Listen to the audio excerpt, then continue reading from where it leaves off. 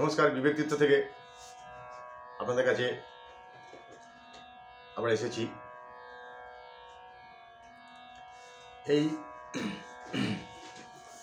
এই যে আমাদের সবারই ট্যাক্সের টাকায় তো দেশ চলে, ভালো কাজও হয়, আবার খারাপ কাজ যারা করে তাদের বিচার প্রক্রিয়া, তাদের সাজা শাস্তির প্রক্রিয়া সবই ওই আমাদের জনগণের পয়সাতেই চলে।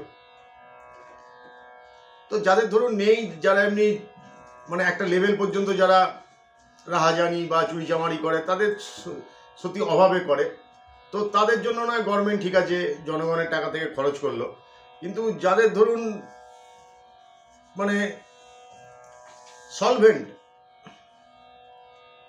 সলভেন্ট তারা শখে করে, তাদের জন্য আমাদের এইসব মধ্যবিত্ত মানুষের ট্যাক্সের টাকায় না করাটাই বোধহয় ভালো। কারণ তাদের জন্য প্রাইভেট জেলে, প্রাইভেট কারাগারে, প্রাইভেট সংশোধনাগারে যা বলুন না কেন, তাদের পয়সা দিয়েই প্রাইভেট সংশোধনাগার করে তাদের খরচেই চললে বোধহয় ভালো হয়। দেখ, তো আগে তো কারাগারে ছিল, তো এখন সংশোধনাগারে।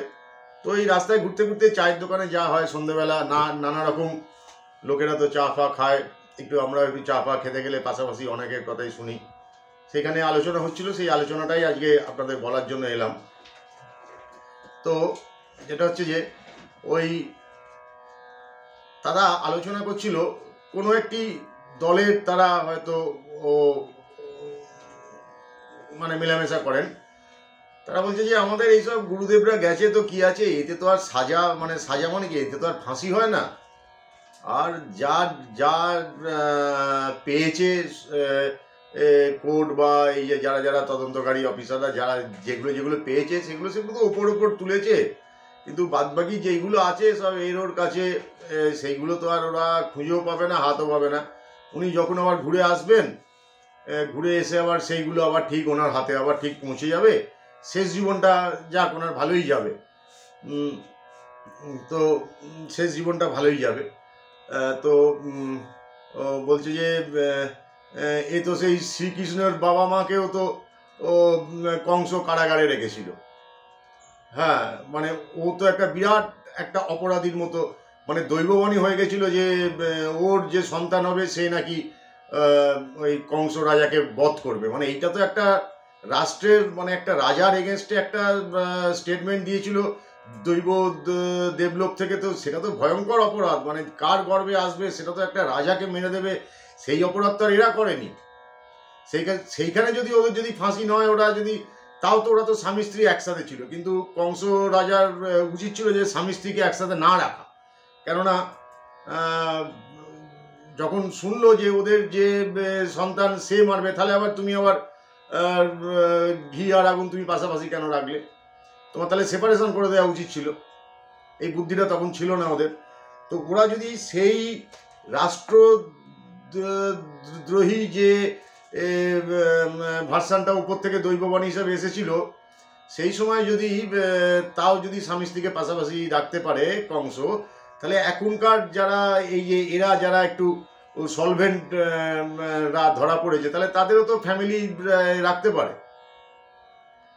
তারা নয় বন্ড লিখে দেবে যে আমরা এইসব কিছু মধ্যে নেই, শুধু আমরা থাকবো। কেননা কতদিন থাকবো তো আমরা জানি না, শুধু এই সংসার ছেড়ে থাকা সত্যি খুব মুশকিল।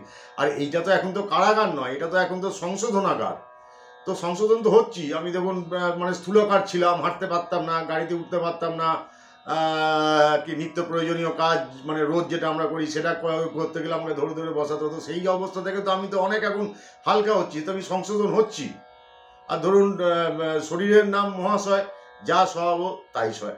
এবার ধরুন আমি 5 স্টার আমি গদিতে শুতাম, এখন আমি একটা কম্বল পেতে শুচ্ছি। আমার তো অভ্যাস, এ তো এক সপ্তাহ শুলেই মানুষের অভ্যাস হয়ে যায়।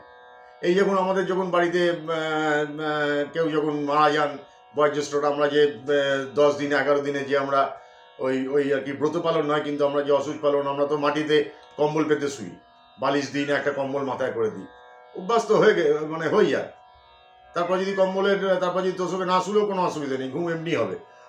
আর তো আগেকার দিনে যেমন এই শোলেতে আমরা দেখেছিলাম যে যাদের কারাগারে রাখতো তারা সেই বড় বড় পাথর ভাঙতে হতো হাতুড়ি দিয়ে, ডারাম ডারাম ডারাম ডারাম করে নানা রকম মানে কায়িক পরিশ্রম করতে হতো। এখন তো আর এইসব কায়িক পরিশ্রম মানে কিছুই করতে হয় না এদের, এরা তো সুখেই আছে, মেডিসিন পাচ্ছে, সবই পাচ্ছে।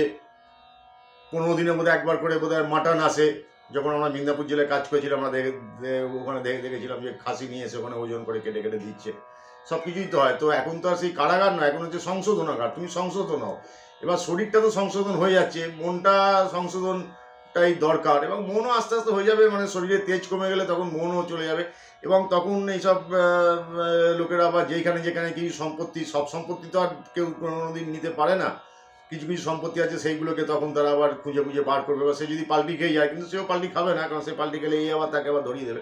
সুতরাং একটা চেন, সেই চেন থেকে আবার খুঁজে খুঁজে খুঁজে খুঁজে তুলে আবার সেইগুলো করবে।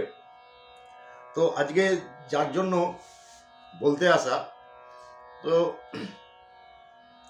মানে মানে ওদের ইচ্ছে ছিল যে একটু প্রাইভেট যদি সংশোধনাগার হয় তাহলে আমরা প্রাইভেটই থাকতে পারি, খরচ খরচা আমরাই দেবো, কেন এই জনগণের টাকায় আমরা মানে এইভাবে থাকবো, জনগণের ট্যাক্সের টাকায় কম খরচ মানে ওদের জন্য। এই যাক, এটা একটু অন্য ধরনের মানে একটু টপিক নিয়ে আজকে একটু কথা বললাম। তো এই নর্থ জেল, এটা হচ্ছে সংশোধনাগার। তো সংশোধনাগারে থেকে ওরা আবার পরে যখন বেরোবে তখন দেখা যাক। তবে আবার মানে এরকম মানে ঠক বাঁচতে মানে গাঁও উজাড়, এরকম সংশোধনাগার যদি এইরকম মানে যা শোনা যাচ্ছে প্রতিদিন এত লোককে যদি সংশোধনাগারে রাখতে হয়, তাহলে তো সংশোধনাগারে আর অন্য কেউ মানে যারা অরিজিনাল, যারা চোর ছ্যাঁচোর মানে মানে মানে একটু যাদের একটু গরিব চোর ছ্যাঁচোর, তো তাদের তো মানে ফার্স্টে রাখতে হবে। তো এরা যদি সব জায়গা দখল করে নেয়, তাই জন্য আমার একটা প্রপোজাল ছিল যে প্রাইভেট, ওদের পয়সা দিয়েই যদি প্রাইভেট সংশোধনাগার করে দেওয়া যায় তাদের জন্য, সেখানে তারা যাবতীয় যা খরচ খরচা গভর্নমেন্ট তাদের কাছে বিল করবে, তাদের কাছ থেকেই নেওয়া হবে। অন্তত আমাদের কাছ থেকে যেন মানে ওদের জন্য কোনো খরচ সরকার মানে ইনডাইরেক্টলি না নেয়। ভালো থাকবেন, সামনের দিন আবার দেখা হবে।